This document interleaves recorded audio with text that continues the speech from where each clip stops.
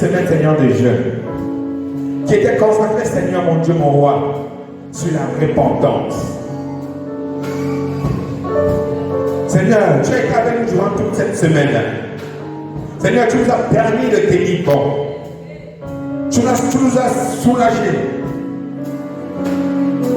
Tu nous as aidés à surmonter, Seigneur, cette épreuve qui n'a pas été facile. Mais Seigneur, mes frères et mes sœurs qui sont là, c'est la preuve que, Seigneur, tu as été présent avec nous durant ces moments. Alors je vais encore te donner cette occasion de te rapprocher encore davantage de Dieu ce matin. Et réclamer encore davantage son pardon.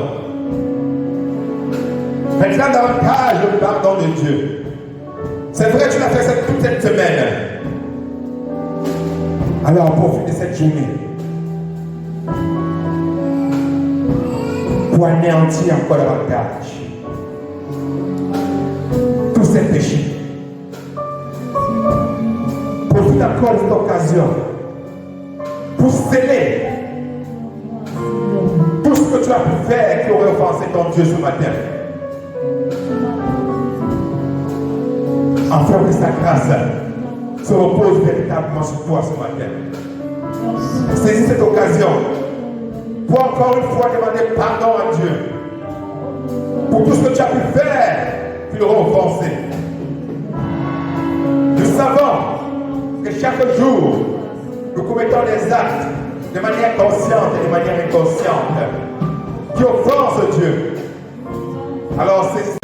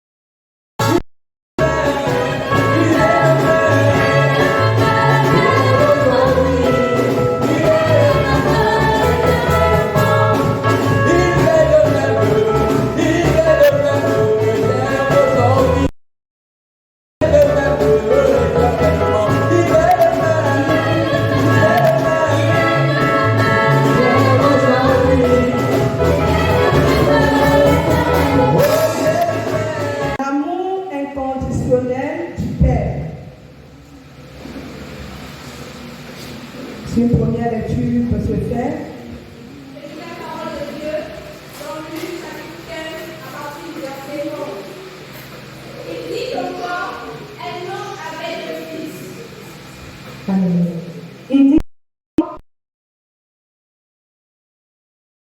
le plus jeune dit à son père, mon père, donne-moi la part de bien qui doit me revenir. Et le père leur partagea son bien.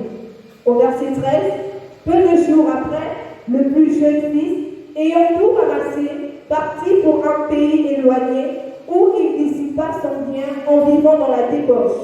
Au verset 14, lorsqu'il eut tout dépensé, une grande famine survint dans ce pays et il commença à se trouver dans le besoin.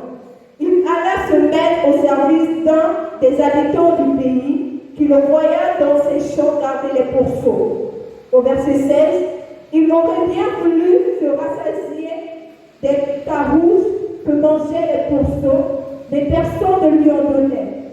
Au verset 17, étant rentré en lui-même, il se dit, combien de mercenaires chez mon père ont du pain en abondance, et moi, ici, je meurs de faim. Au verset 18, je me libère, j'irai vers mon père, et je lui dirai, mon père, j'ai péché contre le ciel et contre toi. Je ne suis plus digne d'être appelé ton fils. Traite-moi comme l'un de tes mercenaires. Au verset 20, et il se leva et alla vers son père. Comme il était encore loin, son père le vit et fut ému de compassion. Il courut se jeter à son cou et le baisa. Au verset 21, le fils lui dit, mon père, j'ai péché contre le ciel et contre toi. Je ne suis plus digne d'être appelé ton fils. Mais le père dit à ses serviteurs, apportez vite la plus belle robe et l'on revêtez. Mettez-lui un anneau au doigt et des souliers aux pieds. Au verset 23, amenez le veau gras et tuez-le, mangeons et réjouissons-nous. Au verset 24, car mon fils que voici était mort et il est revenu à la vie. Il était perdu et il est retrouvé. Et ils commencèrent à se réjouir. Amen. Alléluia. Merci pour la lecture. Prenons place. Alors, comme je le disais en prélude, le thème de mon message est intitulé L'amour inconditionnel du Père. Alléluia. Et c'était un thème que j'avais reçu, mais je n'avais pas reçu le passage. Lorsque j'ai reçu du pasteur que je devais diriger un moment ce dimanche, j'ai demandé au Seigneur quel message je peux apporter à ce thème, parce que c'est un thème très fort. Et c'est comme ça qu'il me conduit dans ce livre. Alléluia. Et quand je lis, je me rends compte qu'il s'agit du Fils prodigue. Alléluia. Et je voudrais déjà que tu comprennes que c'est une parabole. Et lorsque Jésus parlait en parabole, le plus souvent, c'était pour démontrer un peu l'attitude de l'homme par rapport à Dieu. Alléluia. Quand vous allez lire depuis le premier chapitre jusqu'à la fin, Jésus présente ici une moitié de paraboles. Alléluia. Qui vont toujours dans le même sens. Et c'est là pour démontrer l'amour de Dieu envers le pécheur. Est-ce que quelqu'un me écoute ce matin? Dieu ne nous a pas créés pour que nous soyons des pécheurs éternels, mais pour que lorsque nous péchons, nous devions prendre, il arrive un moment où nous devons prendre conscience et nous devions abandonner. Nous devions revenir au Père. Alléluia. Alors, selon la définition étymologique, il faut aller d'abord du sens général pour mieux comprendre pourquoi l'amour inconditionnel du Père. Alors, j'ai révélé que l'amour inconditionnel d'un parent, c'est-à-dire parent de manière charnelle, alléluia, c'est cet amour qui ne demande aucune contrepartie. Est-ce que vous comprenez bien? Suivez, j'avais venu d'une partie de là pour aller maintenant à la Bible. C'est l'amour, c'est cet amour qui ne demande aucune contrepartie. Et rien ne peut le mettre en cause. Parce que cet amour, quel que soit ce que l'enfant peut faire à son père, cet amour perdurera. Est-ce que je peux parler à un cœur si je parle à un cœur ce matin? Vous avez vu un enfant quand il fait une bêtise, maman peut blâmer, maman peut taper un peu, maman embrasse. Alléluia. Parfois nous faisons même plus que ça. Il y a des mamans, on entend que l'enfant est tué, l'enfant est bandit, mais le cœur de la maman est toujours sur son enfant. Vrai ou faux? Vrai ou faux? Alléluia. C'est de cette définition que je t'ai donné ce matin. Et selon la Bible, parce qu'il faudrait qu'on soit plus clair, est-ce que c'est le même sentiment que Dieu a pour nous, que nos parents, que nous les parents envers nos enfants? Alors j'ai retenu ceci, que tout ce que le Père fait est conduit par son amour. Vous voyez qu'on ne dit pas que l'amour, on définit l'amour que Dieu. Non, on va dire tout ce que Dieu, le Père, fait est conduit par son amour, simplement. Alléluia. C'est conduit par son amour parce qu'il n'y a aucune trace de malice en lui. Aucune trace. La malice vient de Satan. Mais Dieu est appelé comment? Amour. Le nom de Dieu c'est amour. Miséricordieux. Quand vous entendez comment quelqu'un dit les musulmans, on a dit le Dieu miséricordieux, c'est parce qu'il est amour. Il châtie parce qu'il aime. S'il ne te châtie parce qu'il ne t'aime pas, mais Dieu est amour. Il n'y a aucune haine en lui. Et nous allons bien comprendre cela avec 1 Jean 3, verset 1. Je vais paraphraser, ne lis pas. Il dit, voyez quel amour Dieu a pour ses enfants, qu'il a appelés enfants de Dieu, que nous le sommes. C'est Paul qui, c'est Jean qui le décrit ainsi. Alléluia. Voyez quel amour Dieu a pour nous. Il témoigne que nous sommes enfants de Dieu. Si Dieu ne témoigne pas que tu es son enfant, ça veut dire que tu es sur terre, tu es là, tu es juste un pèlerin, tu es un voyageur inutile. Il faudrait que tu impactes ton voyage sur terre. Est-ce que je parle à quelqu'un ce matin? Il faudrait que l'amour de Dieu, qui est en lui, Dieu, puisse t'imprégner. Si tu aimes Dieu, tu vas vivre de son amour. Sans faire d'affinité. Sans faire de parti pris. Alléluia. Mais nous les hommes, nous faisons pire. On dit on aime, mais on a encore trop de choses dedans. Et parfois c'est conditionné. Mais ici, il est question d'un amour inconditionnel. Amen. On a péché, on a fait hier, Dieu pardonne. On fait aujourd'hui, Dieu pardonne. Demain après, Dieu pardonne. Mais viendra un moment, Dieu va se taire. Et la Bible dit que lorsqu'il se tait, c'est dangereux. Évitons que Dieu se taise. C'est comme je peux dire à certaines personnes qui me connaissent, quand je parle là, c'est dit Dieu que je parle. Je parle, c'est pour m'évacuer, c'est pour évacuer ce qui est dans mon cœur. Mais quand je veux me taire, c'est mauvais. C'est-à-dire que je t'ignore et je considère que tu n'existes pas pour moi. Alléluia. Et c'est comme ça avec Dieu. C'est comme ça avec Dieu. Pour être frère avec quelqu'un, parle-lui. Dis-lui que ce que tu fais n'est pas bien. N'entretiens pas le péché de l'autre. Ne porte pas son fardeau. Parce que tu sais qu'il est en danger. Tu sais qu'il est dans les mauvaises conditions. Mais tu couvres parce que je ne sais pas, tu prêtes, tu veux préserver votre amitié, votre relation. Mais Dieu n'est pas dedans.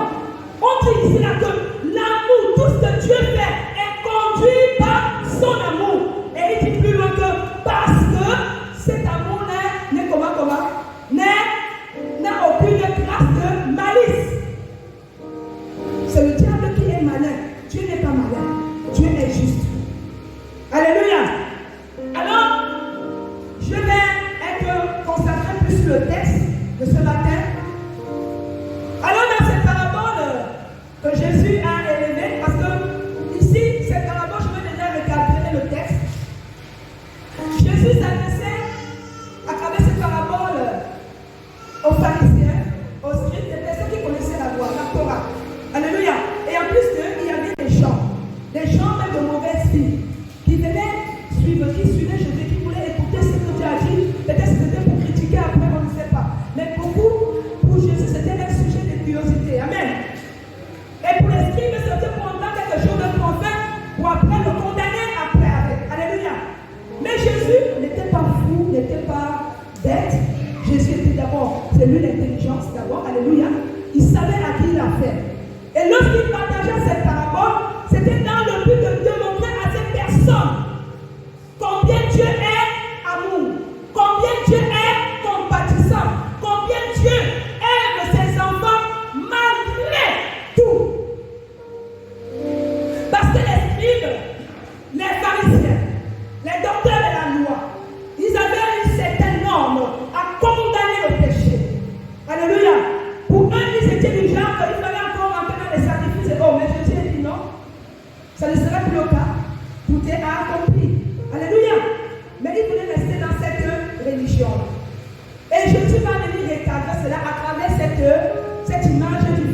possible.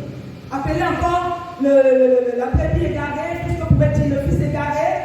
Il m'a dit, maman, aide-moi avec la lecture, on va aller du verset 11 à 12. Qu'est-ce qu'il dit là? Il dit encore, un homme avait deux fils. Le plus jeune dit à son père, mon père, donne-moi la part de bien qui doit. Et le père leur partagea son bien. Alléluia. Voici l'attitude d'un enfant devant son père. On dit que ce père avait deux garçons. L'aîné et le né travaillaient plus que le cadet aux côtés du père. Mais vous allez remarquer qu'on se rend compte que c'est celui qui travaille moins qui demande plus. C'est celui qui effectue moins d'efforts qui en demande le plus. C'est paradoxal ou pas? Mais le second va, avec son courage, il va aller voir son père. Et il va lui demander sa part d'héritage. C'est anodin, n'est-ce pas?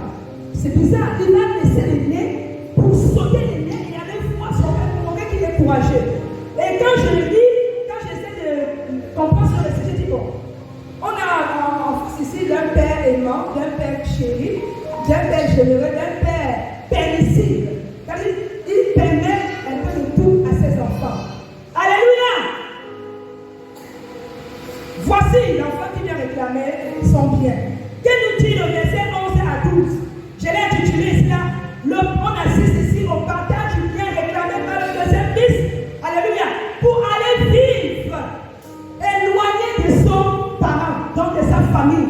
Il va réclamer ici le bien pour ensuite aller la dilapider, épuiser. Je ne sais pas comment je peux expliquer ça. Voilà quelqu'un qui n'a rien compris. Dénudé d'intelligence. Pour lui, parce qu'il est le fils de cette maison, il a droit aussi à réclamer son bien. On le lui a accordé. Que nous dit la suite, maman? Au verset 13, peu de jours après, le plus jeune fils ayant tout ramassé, partit pour un pays éloigné, où il dissipa son bien en vivant dans la débauche. Amen. Voilà encore une autre situation. Peu de jours après, le plus jeune fils, toujours le même, ayant tout ramassé, il a tout pris. Parce que le père certainement avait déjà écrit dans le testament la part qui revenait à chacun des fils. Amen. Parti pour un pays éloigné, où il dissipa, ça veut dire il épuisa, il dilapida. Alléluia. Son bien en vivant dans la débauche. Bon, de vous à moi. Quand je lis ce passage, je constate que l'enfant, d'abord, premièrement, dans les deux premiers récits qui ont été dits, l'enfant veut déjà, il réclame déjà son indépendance. C'est bien. Mais à quel prix? Il réclame son indépendance simplement parce que cela traduit un peu l'attitude de certains parmi les hommes en général. Bon, moi je sais que j'ai droit à mon héritage, je peux vivre de mon héritage ce que je veux. Et cela traduit seulement du comment que c'est l'attitude de certains chrétiens vis-à-vis de Dieu. Et l'état de l'homme naturel qui est la source de tout péché. C'est-à-dire à un moment donné, l'homme veut, quand il a reçu quelque chose déjà en lui, pour lui, il voit qu'il a déjà atteint le sommet. Il s'écarte de Dieu. Il veut vivre sa vie à lui. La vie qui lui sied vraiment, la vie qui l'intéresse. Il veut vivre les plaisirs du monde et tout cela, et tout ce que cela comporte. Et c'est le cas ici de ce jeune homme. Il a reçu l'argent, il a vu, ça l'a ébloui, ça l'a impacté, ça l'a embrouillé la tête, et il a dit, je pourrais déjà vivre comme un homme. Mais c'était vraiment une erreur de sa part. Qu'est-ce qu'il nous dit au verset 14? Au verset 14, lorsqu'il eut tout dépensé, une grande famine survint dans ce pays, et il commença à se trouver dans le besoin. Oui, continue verset 15. Il alla se mettre au service d'un des habitants du pays, qui l'envoya dans ses champs garder les pourceaux. Autre verset 16. Au verset 16, il aurait bien voulu se rassasier des carouges que mangeaient les pourceaux, mais personne ne lui en donnait. Alléluia. Tu as terminé au verset 16. Amen. Voilà. Je vais aller du verset 13 au verset 16 simplement pour résumer ce qui est dit dans ce passage. Il dit ici après que le fils est dilapidé, après qu'il ait perçu d'abord son bien, il est allé très éloigné de sa famille pour mener sa propre vie à lui. Et quand il s'est plus rien, après avoir tout épuisé, ses ressources et tout ce qu'il possédait, il s'est rendu compte de son erreur, de sa mauvaise conduite. Alléluia. Et c'est ce qui traduit l'attitude aujourd'hui de beaucoup de chrétiens. Je dis seulement un peu. On pense que Dieu a tellement beaucoup fait, alors on n'a plus besoin de lui à l'église. Il y a des gens qui demandent, Seigneur, je veux mariage, Seigneur, je veux enfant, Seigneur, je veux travail. Seigneur, Dieu va donner. On est tranquille, il ne se repent pas de ses bénédictions, n'est-ce pas? Mais Dieu va donner. Mais, comme tout proverbe, on dit la grâce est comment? La grâce est comment? Amen. Vous connaissez la Bible. La grâce est trompeuse. Vous savez, à un moment donné, j'ai dit, Seigneur, pourquoi tu t'aides à me donner ce que moi je veux? J'ai déposé les dossiers. Pourquoi tu t'aides à me donner? Quand on voit mon dossier, on dit, waouh! J'ai dit, Seigneur, il y a quelque chose que tu as fait, ou tu as fait de m'interpeller. Moi, dès que le Seigneur m'a donné la pensée là, je suis restée là. J'ai dit, Seigneur, j'attendrai. Je ne vais plus cogner qui que ce soit, embrouiller qui que ce soit. Seigneur, j'ai des facultés. Seigneur, j'ai du potentiel, j'ai du talent, j'ai de l'intelligence, j'ai tout ce qu'il faut. Mon CV est plein, j'ai de l'expérience professionnelle. Mais pourquoi tu parles? Je suis allée dans les grandes boîtes, j'ai déposé. On m'a donné des accusés et on m'a dit attendez. Mais j'ai dit Seigneur, pourquoi tu tardes? Question. Et j'ai dit Seigneur, j'ai compris. Il m'a donné la réponse, j'ai gardé ça pour moi. J'ai compris ça. Dès qu'il m'a parlé, il m'a dit j'ai compris, c'est bon. Père mes brebis. Père mes brebis. J'ai dit mais Seigneur, je ne t'ai pas appelé à tout ça. Je peux peut-être t'aider en même temps faire le travail. Je ne peux pas rester là. Je ne suis pas l'aise. Je ne suis pas comme ça. Je ne suis pas habitué. Donc, à un moment donné, quand le Seigneur veut changer l'homme, je dis l'homme en général, il permet certaines situations que tu te rendes toi-même compte que cela ne dépend pas de toi, ni de ton mari, ni de ta famille, ni de tes relations humaines, mais cela dépend de Dieu. Est-ce que quelqu'un peut acclamer cela? Et lorsque le Seigneur me donne cette parole, écoutez-moi bien, j'ai reçu la paix de Dieu. J'ai reçu la paix du Père. Et j'ai dit, tout ce que je recevrai de Dieu, je le prendrai maintenant à deux mains en disant merci. Qu'il me donne ou qu'il ne me donne pas, je dirai toujours merci. Écoutez, je n'ai pas assez. Les gens vont me voir. Comme quelqu'un a dit à mon chauffeur, ta dame elle est riche. Il faut. Parce que j'ai un chauffeur qui passe le temps de raconter les pannes pour me structurer de l'argent. Et il s'entend avec le mécanicien pour me prendre l'argent. Le chauffeur est venu me dire, comme c'est un chauffeur ensemble, il m'a dit, je suis allé voir le mécanicien, là, j'ai dit d'abord m'amène à la parole que tu as dit. Mais ce n'est pas pour peu que tu vas m'exploiter. Ce n'est pas pour peu que tu vas m'exploiter. Alléluia. À un moment donné, arrivons à dire les vérités telles qu'elles sont. Aujourd'hui, cette personne-là me respecte. Dans la vie, il faut se contenter de ce que Dieu te donne d'abord. Et tu dois le servir par la suite. Ce qu'il te donne, c'est pour que tu serves. Tu le serves avec. Mais j'ai dit, Seigneur, ce n'est pas suffisant par rapport à ce que je veux faire. Il y a la prison là-bas qui m'attend. Tant que je n'honore pas cette parole-là, tu m'avais donné ma pensée, la vision est encore là, très fraîche. Mais tant que je n'atteins pas mon but, c'est que je n'ai rien fait sur la terre. Est-ce que vous comprenez cela? Oui, là, à un moment, il faut dire, il faut te mettre devant Dieu, même s'il faut te mettre devant lui, Seigneur, voici ma situation. Si tu n'es pas satisfait, tu ne suis pas satisfait. Mais Dieu ne veut pas te donner pour que tu aies ta poubelle dans le péché. Non! Ce que tu dois demander à Dieu, c'est pour sa gloire. C'est pour sa gloire. C'est pour sa gloire. Je le dis, c'est pour sa gloire. Ce n'est pas pour te faire voir. Mais ce n'est pas aussi pour que tu marches sur les autres. Non, c'est pour sa gloire d'abord. Voici, c'est la raison pour laquelle ici. Au verset 14, il dira, excuse-moi, lis-moi un peu ça encore. Au verset 14, lorsqu'il eut tout dépensé, une grosse famine survint dans ce pays et il commença à se trouver dans le besoin. Amen. Continue. Il alla se mettre au service d'un des habitants du pays qui le voya dans ses champs garder les pourceaux. Les pourceaux. Au verset 15, c'est ça. Amen. Voici, à partir du verset 14, on constate qu'il a dépensé, après qu'il ait dépensé, alléluia, il est rentré dans une misère totale.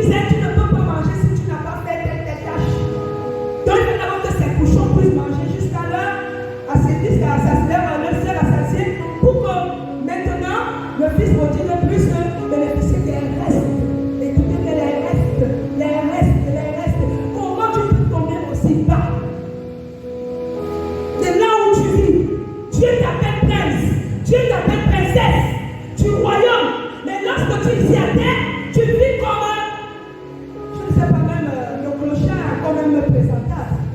Même le fou parfois encore présentable. Tu vas vivre comme, je ne sais pas quel nom qualifié, à ce que ce fils a vécu. Parce que lui-même, il a vécu l'expérience de sa propre misère. Il est rentré en lui d'abord et il a vécu l'expérience malheureuse de sa misère. Avant de comprendre, au verset 16, il dit, il aurait bien pu, il aurait quoi? Il aurait bien voulu, voilà. Vous avez dit, excusez-moi, avec ma vie en ce moment, j'ai un peu de problème. Il aurait bien voulu se rassasier des carouches, comme manger les bourreaux, mais personne ne lui en donnait. Est-ce que quelqu'un comprend ça? Il voulait bien, mais qui pouvait lui en donner? C'était sa propre souffrance recherchée par lui-même, ou pas? Je m'aimerais dire à quelqu'un au travers de ce récit. Il arrive souvent que nous vivons des situations et au point où, quand on sait qu'on est éloigné de Dieu, la situation t'amène à t'éloigner de Dieu et tu réalises maintenant que tu es éloigné de Dieu, mais tu préfères continuer à t'éloigner davantage de Dieu et c'est comme ça qu'on coupe meurt même. Je connais des gens qui meurent dans cette situation. Non, je ne veux pas t'encourager, bien-aimé. Si tu écoutes cette parole, quelle que soit la situation par laquelle tu traverses, quelle que soit la situation, chacun de nous a une situation, a une vie commune à elle. Ma situation n'est pas la situation de maman Olivia, n'est pas la situation de l'évangéliste Ali. Chacun, autant que nous sommes ici, la vie, sa propre. Le plus important ici à retenir, à relever, c'est qu'il faut qu'à un moment donné, quand le regret rentre en ton cœur, le regret, je parle bien le regret, ne fais pas semblant, parce que quand le regret ne se voit pas, au milieu des hommes, tu dis quand même, non. Je dis non. Cela ne fait pas par rapport aux hommes. Quand tu es fâché, il faut qu'on sache que tu es fâché. Quand tu es content, il faut qu'on sache que tu es content. Ne fais pas semblant. Parce que plus tu fais semblant, tu vas te faire du mal. Et le corps va prendre un coup. Moi, j'ai ma propre thérapie à moi. Quand moi je suis fâché, je vais voir la personne pour qui je suis fâché. Je lui dis, voici, je ne suis pas fâché, je ne suis pas content de toi. Et ce n'est pas forcément parce que je ne sais pas quand je peux dire que j'aime trop parler, non. C'est ma propre thérapie, je dis c'est mon expérience. Les gens qui me connaissent ici peuvent me le dire. Je vais vers eux, je dis voici, tu m'as fait ça, c'est pas bon. On est entre humains, on est en plus de foi chrétienne. Évitons de vivre comme ça là, ça brise les relations. Et ça ne fait pas en sorte que ta prière puisse monter à Dieu comme un parfum agréable. C'est ma propre thérapie à moi. Je ne sais pas comment tu fonctionnes, mais moi c'est pour moi. Alléluia. Et ça marche. Ça marche. Même avec mon époux, ça marche.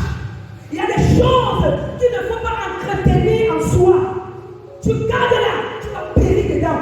Après, on va attendre AVC, cardiaque, c'est pas les maladies bizarres là, cancer de côlon, cancer de ceci. Toutes ces choses-là viennent pourquoi? Parce que tu as laissé trop perdurer la situation dans ton cœur. Et devant les gens, tu donnes une image. Alors que tu es en train de mourir à petit feu. Brisons cela dans les Jésus. Qui est prêt à briser cela? Et qui est prêt à expérimenter la thérapie? Alléluia! Ça marche. Dis à ton voisin de gauche, de droite, ça marche. Notre Dieu est un Dieu d'amour. Et ce qu'il fait, c'est pour notre intérêt, c'est pour que nous soyons sauvés. Alléluia. Au verset 17, on va aborder le verset 17. Au verset 17, étant rentré en lui-même, il se dit, combien de mercenaires chez mon père ont du pain en abondance, et moi, ici, je meurs de faim. Oui, au verset 18. Non, reprends verset 17. Verset 17, étant rentré en lui-même, il se dit, combien de mercenaires chez mon père ont du pain en abondance, et moi, ici, je meurs de faim. Amen. Combien? Voilà maintenant quand quelqu'un rentre en lui-même. Il s'examine. Il commence à voir, à lever la tête. C'est quand la tête. Il avait la tête d'essai, il voyait que ce qui venait, la vie de gauche, la belle vie. Mais quand il a tout épuisé, et il s'est retrouvé maintenant en ayant sans rien, il lève la tête. mais j'ai raté quelque chose. Pourquoi je dois vivre ainsi? Pourquoi je dois vivre ainsi? Même les employés de mon père sont mieux traités que moi. Pourquoi je dois vivre ainsi? Donc il commençait déjà à remuer dans son cœur les bienfaits de ce qu'il avait quand il était auprès de son père. Donc il n'aurait pas dû vite réclamer quoi? Sa richesse, pas de bien. Pourquoi à un moment donné, l'homme, il arrive à un moment donné que l'homme doit vivre certaines situations comme je l'ai dit. Et Dieu permet aussi que cela arrive chez certains, pas tout le monde, chez certains. Pourquoi? Pour manifester simplement sa puissance, grâce dans la vie et pour tirer cette personne dans le monde du péché dans lequel il s'est mis. Est-ce que je parle à quelqu'un? Il arrive que Dieu permet cela pour manifester sa gloire dans la vie de cette personne. Et vous avez remarqué, le plus souvent ces personnes-là ont une vie transformée, une vie renouvelée, régénérée. C'est-à-dire que ce sont maintenant des témoignages qui couleront simplement avec la personne pour dire: ah, c'est lui, Dieu a fait ça dans sa vie, alors qu'il était comme ça, pire que moi. Et aujourd'hui il est comme ça. Ça veut dire que Dieu peut faire de même pour moi. Alléluia. Voici un jeune, au verset 17, on dit, bon, moi j'ai intitulé ici le retour sur soi-même, repentance et véritable du pécheur. Donc il dit ici, étant rentré en lui-même, en soi-même, rentre en toi-même, rentre, examine-toi. Est-ce que tu es agréable, ta vie agrée Dieu? Est-ce que tout ce que tu fais aujourd'hui, Dieu peut se glorifier dedans? Est-ce que Dieu trouve sa gloire dans ce que tu fais? Est-ce que Dieu peut être content de ce que tu fais? C'est ce que ça veut dire. Le petit est rentré en lui-même, il s'est dit, dans lui-même, il a examiné. C'est pas quelqu'un qui lui dit, il était seul, dans sa propre conscience. C'est quand on dit quand quelqu'un a conscience, ça veut dire qu'il prend conscience. Combien parmi nous ici là, ayant déjà pris conscience et retourné dans nos blessures? Non. Quand vous lisez ce cas d'espèce, si Jésus a pris le temps d'expliquer ça aux pharisiens et aux gens de mauvaise vie qui l'entouraient, c'était pour démontrer l'attitude qu'un repentant doit avoir auprès de son Dieu. Lorsque l'on se repent, on ne doit plus retourner. On ne doit plus retourner. Tu ne dois plus faire ça. Quand tu avances. C'est pourquoi je me suis amusé à vous donner, je vais m'enraciner en toi. Quels que soient les tumules, les tempêtes, quand le vent bouge à gauche, le vent bouge à droite, tu dois rester debout. Parce que tu as le sceau de la parole en toi. Est-ce que je parle à quelqu'un? Tu as le sceau de la parole qui fait de ta foi, qui fait les racines de ta parole, le fondement de ta foi. Si tu as la parole de Dieu en toi, tu dois être enraciné. Alléluia. Et les racines, on peut couper l'arbre. Tant qu'on ne déracine pas l'arbre, l'arbre va continuer à pousser. Va au fond. On peut te bastonner, on peut te torturer à mort. Mais tant que ta foi est là pour dire Jésus, tu confesses toujours Jésus. Tes persécuteurs n'ont rien fait. Ils n'ont que fait souffrir ta chair, mais ton esprit est toujours connecté à l'Éternel. Est-ce que je parle à quelqu'un ce matin? La foi, c'est une des choses qu'il ne faut pas s'amuser à perdre. Si tu perds ta foi, c'est que tu as tout perdu. Tu ne seras que là comme une carapace. Je parle à quelqu'un. Tu es à l'église, mais tu n'es qu'une carapace. Dieu ne te voit pas comme nous te voyons.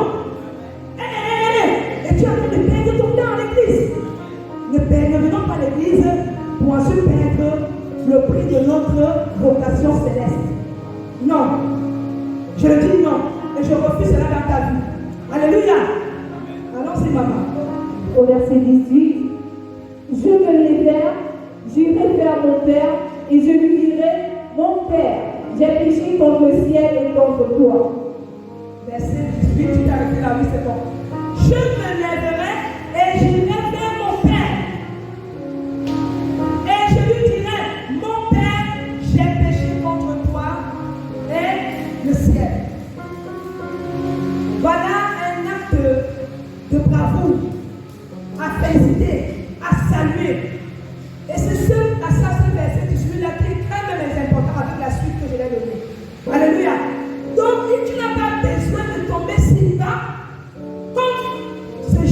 garçon, le fils prodigue, pour ensuite prendre conscience. Parce que Dieu ne veut pas que tu souffres. Si tu dois souffrir à cause de Jésus. Si tu dois souffrir, souffre à cause de Jésus. Mais ne souffre pas à cause de ce que toi-même tu allais chercher là-bas dans le monde. Alléluia. Si tu es en prison, c'est que tu as volé, c'est parce que tu as cherché. Mais si on t'amène en prison parce que tu as voulu perdre les profits de l'Éternel et ils sont contre ce que tu fais, alors tu n'es pas en prison pour Dieu. Et tu n'es pas en prison pour Dieu. Tu es simplement, comment on appelle, victime d'injustice humaine. Alléluia. Mais ce que Dieu veut que nous sachions ici là. Au verset 18. Au verset 18, je me lèverai, j'irai vers mon Père et je lui dirai, mon Père, j'ai péché contre le ciel et contre toi. Amen. Tout chrétien doit se reconnaître, je dis bien tout chrétien doit se reconnaître perdu dans n'importe quelle situation qu'il traverse. Surtout la situation d'éloignement, bien sûr, je précise. Si tu sais que tu es dans une situation d'éloignement envers ton Dieu, reviens vite. C'est comme le message précédent que j'ai donné. Dieu nous demande de faire partie de sa maison. Mais si tu es hors de sa maison, il ne peut pas te considérer comme élu. Alléluia. Tu dois revenir. Viens même en courant. Quelle que soit la situation d'éloignement que tu traverses, alors tu dois revenir à ton Père. Reviens à Dieu rapidement avant qu'il ne soit trop tard. Parce que ce garçon, heureusement pour lui qu'il a vite pris conscience, et il a pris la résolution de retourner vers son père. Est-ce qu'on a dit qu'il est retourné vers d'abord le frère aîné, son grand frère? Non. Parce que la décision ne revenait même pas à son frère aîné. Alléluia. Mais la décision qui devait lui permettre de revenir dans la maison, d'accéder à la maison, c'était le papa. C'était son papa. Alléluia. N'attends pas tomber ici-bas pour prendre conscience, s'il te plaît. Que ce message t'amène à reconsidérer ta marche avec Christ. Que ce message te fasse rentrer en toi et te dire, mais pourquoi je dois vivre ainsi alors que moi je suis appelée princesse de l'Éternel? Une princesse de l'Éternel, comme je l'ai toujours dit, elle est entourée des servantes autour d'elle. Elle marche, elle a la marche princière, et c'est les gens qui attrapent même sa robe, comme vous voyez, comme on attrape le bas des robes des mariés. Elle est honorée, elle est saluée à la porte. Alléluia. Il est apprécié. Le prince de Dieu, c'est ça. Mais celui-là qui ment, qui vit dans la débauche, dans le péché, dans la duplicité, l'hypocrisie, le mensonge, la tromperie, Dieu ne peut pas encore le considérer comme tel dans son royaume. Et Dieu donne. C'est pourquoi, je crois, Paul comprend c'est Pierre, dans 2 Pierre, le roi 2 Pierre, combien il dit Dieu use de patience. C'est 2 Pierre 1, 3. Chaque mois, ça m'a parlé. Dieu est patient, je crois, 2 Pierre 3, 9. Oui, 9. Dieu dit, je vais paraphraser. C'est pourquoi Dieu est patient. Il use de patience. Nous ne voulons pas aucun périsme. Nous voulons tous parler quoi? Non, je veux que l'évangéliste Glenn nous reprend la fin. Dieu ne veut pas que nous périssions, mais il use de patience. Enfin, que nous arrivons à quoi? Gloire à Dieu. Merci, frère. Maman dit pour que le 2 Pierre. 2 Pierre, chapitre 3, verset 9. Le Seigneur ne tarde pas dans l'accomplissement de la promesse, quand quelques-uns le croient, mais il use de patience envers vous, ne voulant pas qu'aucun périsse, mais voulant que tous arrivent à la repentance. Merci. Je crois me tromper. Alléluia. Voilà ce que Dieu veut pour nous. Dieu est tellement patient. Il accorde encore du temps, afin que quiconque revienne. Aujourd'hui, on est confronté. Je constate qu'aujourd'hui, on a 2 chambres. Demain, je ne sais pas. On a 2 au cœur. Le lit est là. Je ne sais pas. Les autres, qu'est-ce qu'ils font? Je ne sais pas. Qu'est-ce qui se passe là-bas à Athènes? Pourquoi Satan veut attaquer encore ce département auquel on s'est battu? On a lutté. On a jeûné. On a travaillé. On a sué pour que ce département soit relevé. Mais j'ai dit au nom de Jésus, de la même manière que le Seigneur attelé à son œuvre, à son service, en qualité de pasteur que je suis et que je représente pour vous. Ce département doit se relever au nom de Jésus. Amen. Ce département, le département Adèle à Canaan, vous devez vous relever au nom de Jésus. Satan, tu es un menteur. Donc, quand il fait ça maintenant, moi je dis, c'est là où je confirme que le Saint-Esprit travaille maintenant avec nous. Alléluia. Et quand le Saint-Esprit travaille, vous allez remarquer qu'il y a certains qui ne sont pas trop d'accord avec certaines décisions. Est-ce que quelqu'un me suit? Je parle à un tel ce matin. Ne sois pas de ceux-là qui soient ennemis de l'œuvre du Seigneur. Prophète l'a dit. Ne soyons pas de ceux-là qui soient ennemis de l'œuvre de Dieu. Celui qui ne travaille pour Dieu est ennemi de Satan, ami de Satan. Nous devons tous travailler ensemble, main dans la main.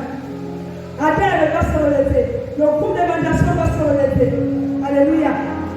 Le groupe d'évangélisation doit se lever. Parce que sans l'évangélisation, on ne pourra pas se multiplier. Et on restera seulement nous-mêmes. Voilà 2025. Nous ne devons plus rester comme ça. Les chaises qui sont vides là doivent être remplies. Nous avons des grands projets, des non-projets à faire à la longue. Mais si nous-mêmes, nous ne travaillons pas pour bâtir l'œuvre du Seigneur, c'est que ces projets-là ne seraient que de l'argent injecté pour rien. Alléluia.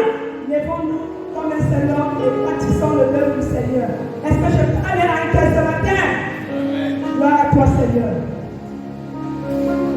Notre Dieu est fidèle. Il est riche et compatissant. Son désir, ce n'est pas que nous périssons, mais que nous puissions revenir rapidement à lui lorsque nous avons péché. Ne tardons pas de nous repentir.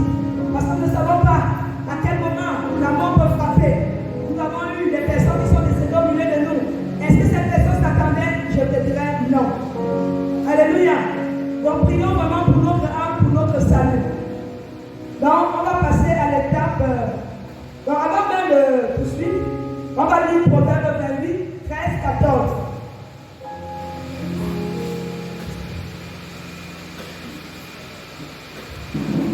Proverbe, chapitre 28, du verset 13 à 14. Celui qui cache ses transgressions ne prospère point, mais celui qui les avoue et les délaisse obtient miséricorde. Au verset 14, heureux l'homme qui est continuellement dans la crainte, mais celui qui endurcit son cœur tombe dans le malheur. Est-ce que quelqu'un a compris? Si c'est le cas, tu dois dire mais Amen. Amen. Maman, peut-être qu'ils n'ont pas bien compris. Vous dites bien. Celui qui cache ses transgressions ne prospère point. Celui qui cache ses transgressions, ça veut dire que celui qui cache son péché, qui cache sa vie secrète là, il fait sa vie privée là, il ne peut pas prospérer. Oui. Mais celui qui les avoue et les laisse obtient miséricorde. Il dit d'abord celui qui avoue, c'est-à-dire celui-là qui confesse, celui-là qui dit la vérité. Et il fait quoi? Il s'abandonne à Dieu. Il obtiendra quoi? Miséricorde. Le pardon de Dieu. Alléluia. Et j'aime la fin. Heureux l'homme qui est continuellement dans la crainte. Heureux l'homme qui marche continuellement dans la crainte. Je partageais ça avec mes enfants à la maison. Heureux l'homme qui marche continuellement dans la crainte. Jusqu'à même le plus petit, il a pas dit. L'enfant dit la peur. Quand j'ai dit la peur, ça donne niveau. J'ai bien expliqué. La peur de pécher contre Dieu. Voilà combien il a répondu un enfant d'après 10 ans. Donc, si l'enfant peut bien comprendre que toi, tu dois avoir peur de commettre le péché contre Dieu, comment ne pas, toi qui es déjà habilité à comprendre ça, ne feras-tu pas mieux? Alléluia. Donc il dit heureux l'homme qui est continuellement. Ça veut dire à moitié. Ça veut dire tout le temps, quotidiennement, tous les jours, toutes les minutes, toutes les secondes, toutes les façons. Tu dois être agréable à Dieu. Mais, le mais là, qu'est-ce qu'il dit? Mais celui qui endurcit son cœur tombe dans le malheur. Voilà. N'endurcissons pas notre cœur. Parce que plus tu endurcis ton cœur à la parole, plus tu endurcis ton cœur au conseil que l'on te donne, plus tu refuses de l'écouter, plus tu tomberas dans le malheur et tu vas toujours vivre les années durant la même chose. Ça va, c'est un cycle de vie qui va se répéter. Et on te verra peut-être comme quelqu'un de méchant, alors que parce que tu n'as pas voulu délaissé. Tu n'as pas voulu renoncer à ce que Dieu te reproche, à ce que Dieu te réprimande. Dieu peut passer par un homme pour te réprimander. Accepte. Si c'est pour ton bien-être, accepte-le sans contrainte. Accepte-le sans murmure. Accepte-le sans trop raisonner. Dis que qui est même cette personne qui vient me parler? Alléluia! On va continuer, on va passer à une autre étape. C'est la partie de ce passage que j'ai intitulé les caractéristiques de prototype. Vous voyez le prototype de la repentance que Dieu agrée chez l'homme pécheur. Il y a des caractéristiques que Dieu le voit. Est-ce que quand tu dis, oui Seigneur, j'ai péché, je me repens, je te demande pardon, je vais recommencer, oui. Maintenant, il y a ce qu'on appelle les points essentiels que Dieu revoit en l'homme. On va ensemble le comprendre. Le premier point que j'ai relevé ici, lorsqu'on a péché, lorsqu'on est dans une mauvaise posture avec Dieu, l'éloignement bien sûr, en principe, la tristesse doit t'envahir. C'est-à-dire une tristesse du cœur. Non, et non des lèvres. Et non une tristesse de cœur. Tu peux me montrer que tu es triste visiblement, mais si au cœur tu n'es même pas triste de ce qui t'est arrivé, c'est que tu t'es même pas repenti. Non, tu t'es pas repenti. Demander pardon, c'est bien, mais ça ne suffit pas aux yeux de Dieu. Je vais te le prouver. Lisons Jérémie 31, 19.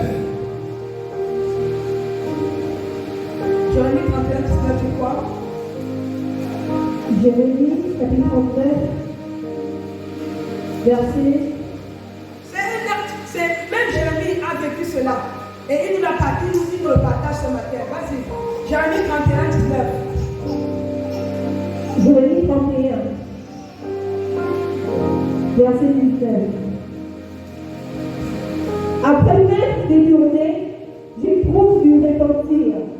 Et après avoir reconnu mes fautes, je frappe sur ma cuisse.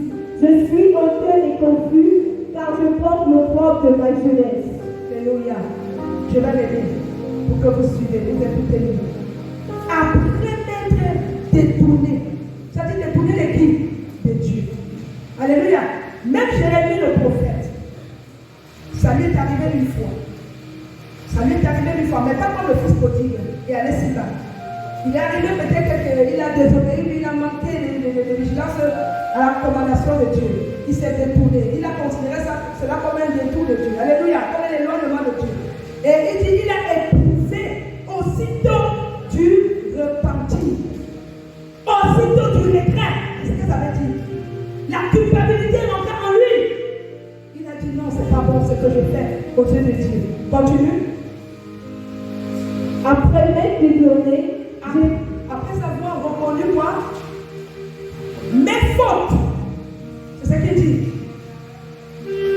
Après avoir reconnu mes fautes, il a fait comment ensuite? Il a je frappe sur ma cuisse. Je frappe sur ma cuisse. Seigneur, qu'est-ce qui m'est arrivé? Vous voyez quand quelqu'un est dans le regret de son péché. Qu'est-ce que j'ai fait? Mais c'est pas moi qui devais faire ça. Il y a des fois quand je souhaitais emporter là, je dis à moi un enfant là, vraiment je dis, oh, alors que je dis aux enfants, il faut que je me dérange. C'est pourquoi nous devons contrôler nos bouches. Alléluia. Mais pas pendant que tu es, ça va t'envoyer en enfer. Même les juifs vont t'envoyer en enfer. Il y a des choses auxquelles nous devons faire attention. Si nous sortons de nos bouches la vie là, sans se contrôler là, ça peut blesser, ça peut frustrer, ça peut même envoyer quelqu'un à l'air arriver, toute sa vie préfère vivre là-bas. Donc faisons attention à nos bouches, à nos lèvres, à nos langues. Alléluia. Continue. Je frappe sur ma cuisse, je suis honteux et confus. Voilà où le regret l'amène ensuite. Il est confus. Il est honteux. Il dit d'abord, je suis honteux. Ensuite, il rentre dans la confusion totale. Mais qu'est-ce qui m'est arrivé? Qu'est-ce que j'ai fait là?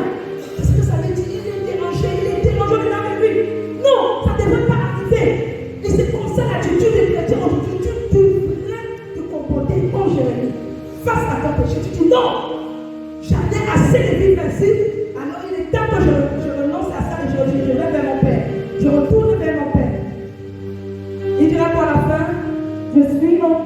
confus, car je porte l'opprobre de ma jeunesse. Voilà. Donc il se rend compte que tout ça est arrivé parce qu'il porte encore en lui la honte de sa jeunesse.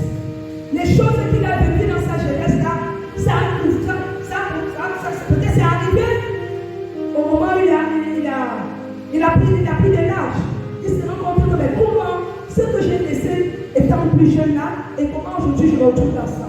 C'est comme quelqu'un qui vivait hier, Jésus, on a parlé chez Christ et il a renoncé à ça et il sait le Seigneur, il est même dans les départements, il est responsable, mais puis après, ce dernier se retrouve en train de boire encore de l'alcool et il se passe à l'ouvrir.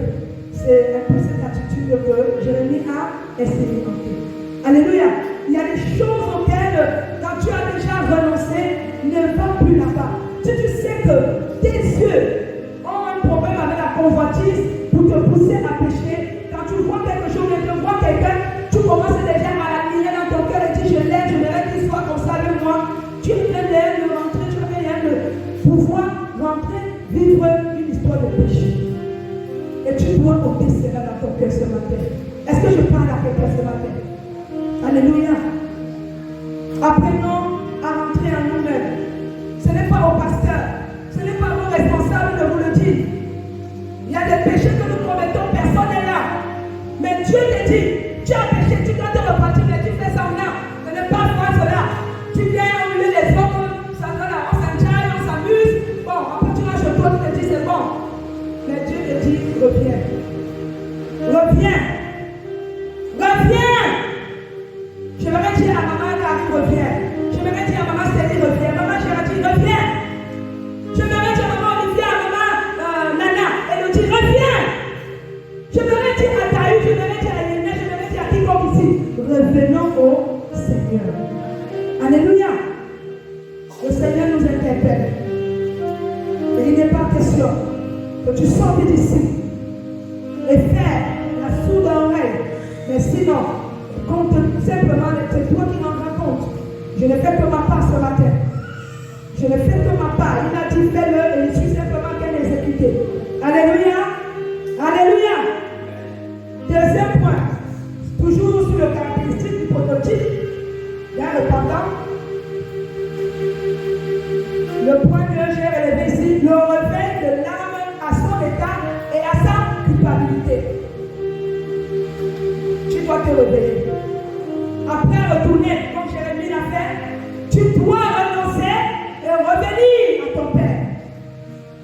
Et tu dois reprendre ton œuvre, ton service. Là où tu as arrêté, là, tu dois reprendre. Et quand tu dois reprendre avec sel, avec apaisement, tu dois faire plus, tu dois faire 2 fois ce que tu faisais hier. C'est ce que ça veut dire.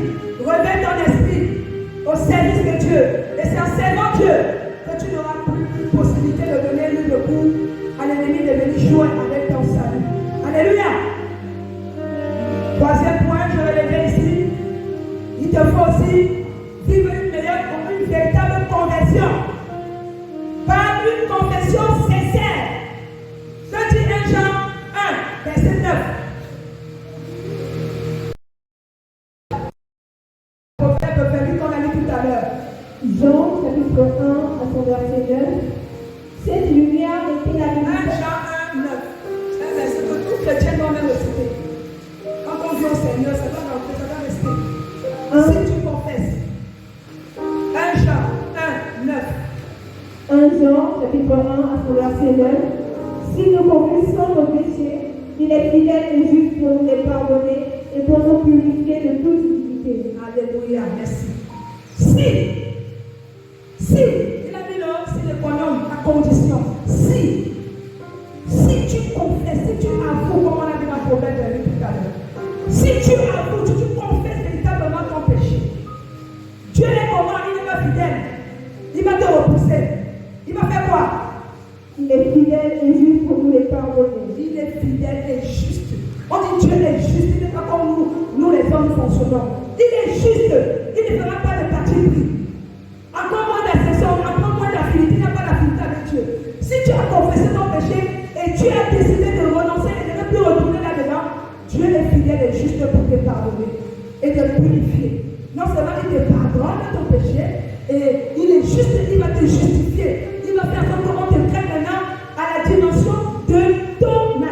attitude face à la repentance que tu viens d'émettre. Et après, il dit quoi? Il est pour nous purifier de toute iniquité. voilà. Après qu'il nous justifie, il est comment fidèle et juste nous purifier de toute iniquité. Et il nous Purifie de toute iniquité. justifie de toute iniquité. C'est ce que ça veut dire. Donc après tout cela, il va ôter ton iniquité. Il va ôter ta robe sale. Il va ôter ton manteau comme le Père a fait avec son Fils. Le Fils est devenu certainement étant bien sale, vraiment avec des habits déchirés, puants. Mais le Père a fait quoi? Il a ôté. Jusqu'à la suite, nous allons comprendre mieux cela. Qu'est-ce qu'il dit au verset 17 à 24? Non, on a déjà le 18, on va du 19 à 24. On revient dans notre passage de base. Luc chapitre 15 à partir du verset 19. Je ne suis plus digne d'être appelé ton fils. Traite-moi comme l'un de tes mercenaires. Et il se leva et alla vers son père. Quand il était encore loin, son père le vit et fut ému de compassion. Il courut se jeter à son cou et le baisa. Amen. Jusqu'au verset 22. Le verset 21. Verset 21. Le fils lui dit, mon père, j'ai péché contre le ciel et contre toi. Je ne suis plus digne d'être appelé ton fils. Amen. Merci. Voilà comment quelqu'un qui est dans un esprit de repentance doit se comporter envers son Dieu. Ici, on parle d'une repentance pour la vie éternelle. Quand on va un peu lire dans, je crois, Romains 10, Jésus nous donne une parole là-dessus. Si je l'abuse, je vais lire pour vous. Dans ce temps-ci, l'évangéliste peut nous trouver ce passage. Romains 10, car c'est en croyant du cœur qu'on parvient à la justice. Voilà. Et c'est en confessant de la bouche qu'on parvient au Salut.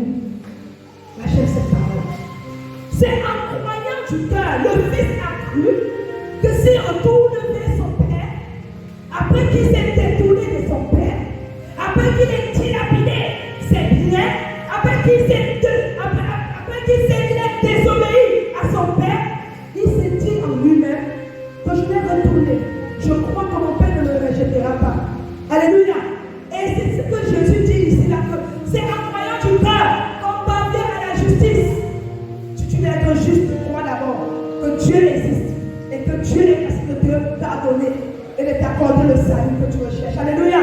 Et c'est en confessant de la bouche que tu parviendras au salut qui est réservé à quiconque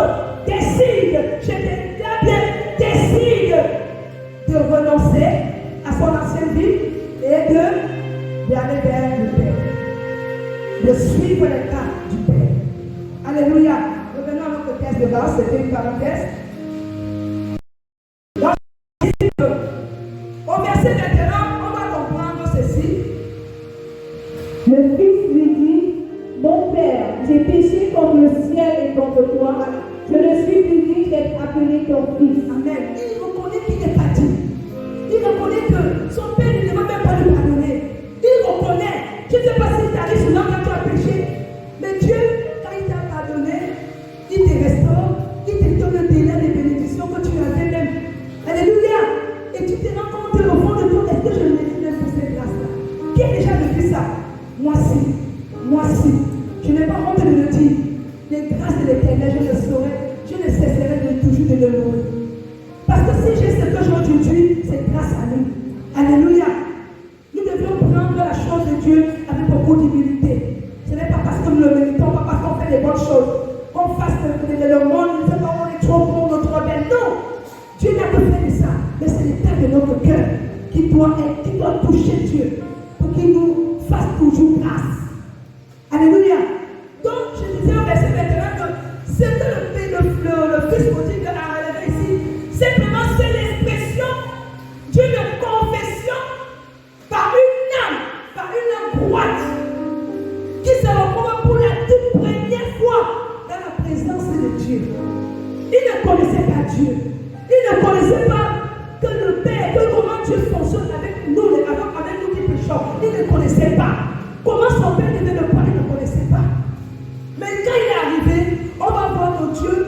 père va aller vers lui, l'embrasser même. Quand il va voir le fils arriver depuis le portillon là-bas. Oh, il regarde. Est-ce que c'est vraiment mon fils? Et le père va courir. Je ne sais pas. C'est dans quel passage c'est plus. Lis-nous un peu la suite pour qu'on comprenne mieux en bas. Au verset 22. Mais le père dit à ses serviteurs, apportez vite la plus belle robe et l'en revêtez. Mettez-lui un anneau au doigt. Non, attends s'il te plaît, reviens au verset 20. Là où le père court pour aller attraper son fils. Au verset 20. Et il se leva et alla vers son père. Comme il était encore loin, son père le vit et fut ému de compassion. Il courut se jeter à son cou et le baisa. De le papa qui court vers le fils. Ce fils qui l'a désobéi, ce fils qui l'a manqué de respect, ce fils qui est loin de sentiments d'amour, de lui, le père qui lui a donné ses biens, c'est lui encore le père qui va courir vers l'enfant. Et c'est ce que Dieu fait. Malheureusement, heureusement, c'est ce que Dieu fait pour nous. Mais nous ne devions pas dormir sur nos lauriers pour dire Dieu est amour, il est compatissant. Et on doit continuer à s'embouper dans le péché. Non. Mais ça doit nous interpeller. Si Dieu qui est amour pour nous, comment nous ne pouvons pas faire autant et plus que ça pour lui? Lui qui nous a créés à sa ressemblance. Alléluia.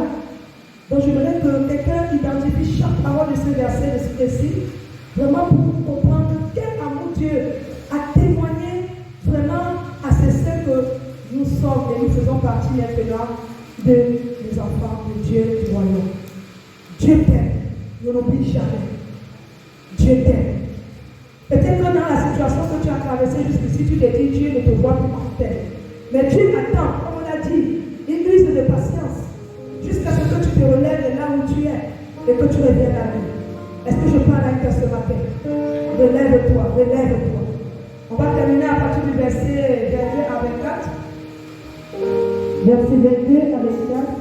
Mais le père dit à ses serviteurs, apportez vite la plus belle robe et l'en revêtez. Mettez-lui un anneau au doigt et des souliers aux pieds. Au verset 23, amenez le veau gras et tuez-le. Mangeons et réjouissons-nous. Au verset 24, car mon fils, voici, était mort et il est revenu à la vie.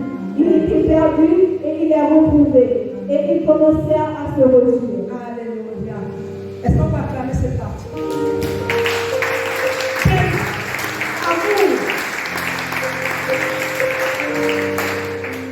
Si on regarde dans notre contexte actuel, quand un enfant se comporte comme ça envers son père, et surtout si c'est un père vraiment qui a déjà déclaré des paroles de malédiction, parce qu'un tel enfant, le parent va dire, bon, il a pris son âge, il est parti, il va quand même, il a déclaré des paroles de malédiction sur cet enfant. Mais le contraire s'est produit plutôt ici. Mais on dit, quand même le fils est parti, le père est resté pour qu'il ne s'égare point. Et au travers de cette prière de ce papa, l'enfant est revenu à la fin. Et cela doit nous interpeller que lorsque l'un de nous s'éloigne de la parole de Dieu, de la présence de Dieu, ce que nous devons faire, ce n'est pas de condamner, mais c'est d'aller vers ces personnes, les encourager à revenir. Ne pas leur dire que non, ici on fait comme ça, on fait comme ça. Quand il vient nous donner une parole qui sont en opposition avec les règles de l'église, c'est toi qui dois dire non, on marche en fonction selon les principes de Dieu. On ne peut pas faire en fonction de vos vouloirs. Non, tu dois amener cette personne par l'amour et aussi dans la rigueur de la parole. Si la personne veut continuer à vivre dans le péché, tu dois intervenir avec la personne. Tu dois lui dire non. Si tu continues ainsi, tu vas mourir et on ne veut pas que tu meurs dans ton péché, mais que tu sois sauvé. Alléluia. Nous devions ramener toutes ces personnes égarées, toutes ces personnes qui ont rétrogradé, toutes ces personnes qui se sont éloignées même de l'église. Ne dis pas que non, la personne est partie parce que, elle devait partir. Non, il y a des gens qui partent, parfois c'est un problème de frustration, parfois même c'est quelqu'un qui est tellement, il est venu, il a grandi, il recevoir, il n'a rien reçu et il est parti rester à la maison. On a tellement des cas que vous n'avez pas aimé. Donc il faut prier pour ces personnes. Si le papa ne priait pas pour son fils, il ne sera pas retourné chez lui. Et il ne sera pas sauvé. Donc nous avons reçu un mandat autant que nous sommes pour pouvoir faire ce travail-là. C'est pourquoi je voudrais simplement relever ici. Cet enfant est venu avec des habits sales. Des habits pleins de débauche. Et ça était tout ce qu'il avait utilisé dans ce monde où il est allé. Dans ce monde injuste. Et il est revenu après qu'il est rentré en lui. Et le père, après avoir couru vers le fils, il l'embrassa, il le salua, il le chérissa. Ce qui n'a pas plu, bien sûr, à l'aîné. L'aîné qui s'est dit, non, on va plus loin. Il dit, pourquoi tu fais tout ça alors qu'il t'a désobéi, alors qu'il s'est éloigné. Mais pourtant, moi qui suis avec toi, qui travaille tous les jours, jour et nuit, à tes côtés, qui a été toujours loyal avec toi, tu n'as jamais tué un faux. Tu n'as jamais fait une cérémonie à mon égard. Et le Père lui a donné une réponse à la fin. Une réponse vraiment sage. Tu es déjà avec moi, tu as déjà tout. Mais ton fils qui était égaré est revenu. C'est la raison pourquoi nous devons nous réjouir. Alléluia. Et nous devons adopter l'attitude là. Parce que dans la réjouissance là, c'est parce que dans la réjouissance là, on va voir qu'il y a un amour. C'est l'amour et le pardon qui a conduit le Père à se réjouir et à offrir un festin à l'égard de ce fils égaré. Alléluia. Et Dieu veut faire de même pour toi. Si tu es encore dans cette situation, si peut-être tu n'avais pas jusque ici analysé ce que le Seigneur attend de toi, le Seigneur veut ôter ces habits que tu portes en toi. Le Seigneur veut te revêtir de nouvelles robes, de nouveaux costumes. Et c'est un costume d'honneur. Dieu veut te récompenser de manière honorifique. Dieu veut te donner un nouveau nom. Non pas le nom que nous les hommes t'avons donné, mais le nom que lui-même il a inscrit dans son livre de vie. Ne redoute pas. Ne fais pas fi à cette parole. Ne fais pas comme cette personne qui dit, bon, parle seulement après, on dit amen, on s'en va. Non. Mais examine chaque parole de cette parabole. C'est une figure que Jésus a utilisée, mais une figure qui nous montre un peu le caractère, le véritable nature de l'homme envers Dieu. Nous sommes détachés de Dieu à cause du péché. Mais Dieu, ce qu'il veut, c'est que nous puissions nous réconcilier avec lui. Alléluia. L'homme, lorsque l'âme, je vais dire l'âme, dont l'homme est égaré, ce que Dieu désire, c'est que cette âme revienne et soit sauvée. Soit sauvée pourquoi? Pour qu'il y ait de la résistance au ciel. C'est pourquoi on va aller plus haut. Il dira que lorsque une brebis est égarée, il fera quoi? Le maître fera quoi? Il laissera les 99 brebis qui sont déjà avec lui pour aller chercher la seule brebis qui s'est égarée. Et c'est ce message que Jésus voulait donner, le papa a voulu donner à l'aîné qui se plaignait de n'avoir pas reçu tellement aussi les privilèges que son frère cadet, qui autant après s'avoir éloigné, mérite toutes ces choses-là. C'est pour vous dire, Dieu n'est pas injuste, mais il est amour. Et dans son amour, il y a le pardon. Dieu est encore prêt à te pardonner. Si tu t'humilies, si tu te repens véritablement, de te pardonner, de te purifier de toute forme d'iniquité, comme l'a dit dans 1 Jean 9. Alors ce matin, je vais te demander de rentrer en toi-même. Les élus de Dieu sont appelés à se revêtir des habits nouveaux. Et si c'est ton cas, si tu veux être revêtu des habits nouveaux, tu dois simplement demander. Et je demande si les éléments sur l'anneau que le Père a mis au bout du doigt de son fils était symbole de rétablissement de la bonne relation qu'il avait avec son fils et qui avait été rompu simplement à cause du péché. Dieu veut te mettre cet anneau ce matin. L'anneau qui te lie à lui, qui te réconcilie à lui, qui fait en sorte que tu ne sois plus égaré. Alors tu vas te demander de prier. Demande à Dieu